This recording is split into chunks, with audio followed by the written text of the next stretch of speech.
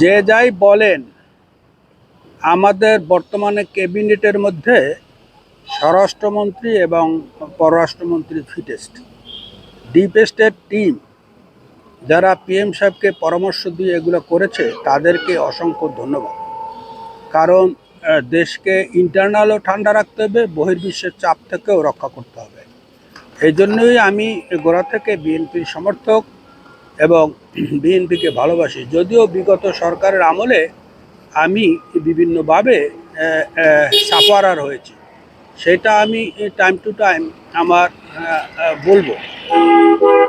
তো আজকের বলবো না, এক এক করে বলবো কিভাবে এই বিগত সরকারের সময় বিএনপির লোকজনও আওয়ামী লীগ হয়ে গেছিল এবং আওয়ামী লীগগিরি দেখাইতে যাইয়া আমাদের মতো নীরব বিএনপিকে কষ্ট দিয়েছে।